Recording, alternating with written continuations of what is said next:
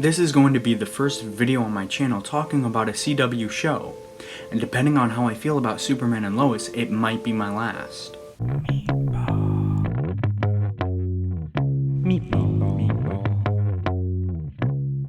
I have a confession to make. I never got into the whole CW craze. I started watching The Flash when season 3 was already on Netflix, and I left the show in the middle of season 5. I mean, don't get me wrong, I was a super fan of the show, it's just the CW shows have a degrading quality that really chips away at you.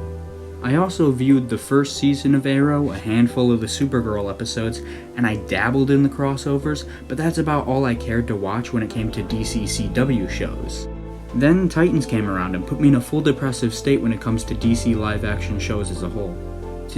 Seriously, I hate this. But then, Doom Patrol came around, slapped me in the face, and reminded me to try and keep an open mind about new superhero stuff. Seriously, I love this. This is good. So when I heard about a new CW show post-Crisis called Superman and Lois, I knew that this was either going to be something very unique and full of heart like Doom Patrol, or just more of the same thing CW has been pumping out for the past couple of years. And then I saw this scene one day after the first episode premiered.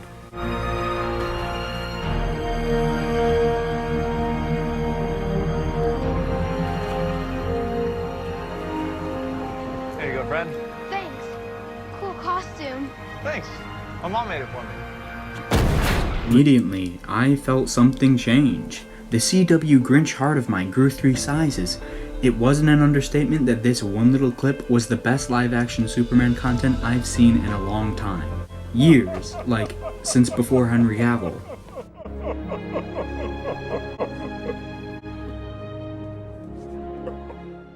This Superman seemed like he was an innocent, kind-hearted, pretty goofy, indestructible alien space god, but the real question was, does the charm from the clip carry on to the show?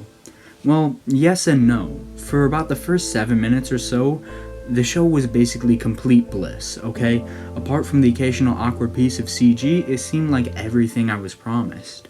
Okay, Clark was fun. And awkward. He didn't seem like he was pretending to be dorky, he felt dorky.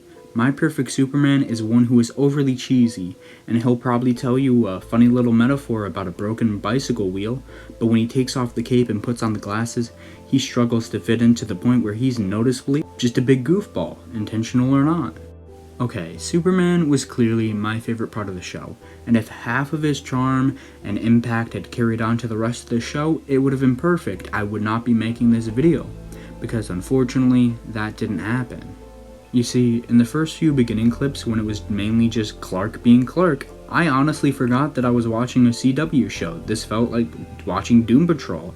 So as we continue and we get to see more of the stereotypical teenagers and lazy dialogue that CW has become known for, I was just really taken aback because I was used to watching this Superman show. I said it a bunch of times, it felt like Doom Patrol, and then suddenly when it felt like The Flash Season 5, I was very taken aback. Honestly, I could poke holes in this story all day. For example, are they really trying to say that the Kent boys are freshmen? Okay, take it from somebody who is still actually in high school. Freshmen are tiny. Like tiny, and they wear Fortnite shirts. They do not look like this. But despite the CW-ness of the show dragging the rest of it down, I do actually need to give this episode a couple of handicaps. First of all, it is only the pilot episode. It would be a little too cynical of me to judge an entire show based on just the first episode. I mean, imagine if we did that with WandaVision. If we decided to not watch a show just based on the first episode, a lot of shows that are super popular and very good, we would not be watching them right now. Also, I have to assume that the show is probably 5 times better if you actually watched it how it was intended. The episode was 45 minutes long, but overall it took me at least an hour and a half to get through it with how impossible the CW network is to stream on. But still, I did my best to suspend my disbelief and pretend that the show was just one cohesive story, despite the frequent crashes and commercial breaks.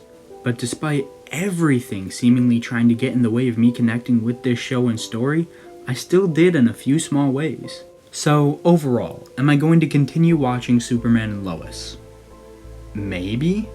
If anything, I'll wait for the show to begin releasing on a more bearable streaming platform, or even just wait for the first whole season to come out on something like Netflix so I can try and binge the whole series in its entirety.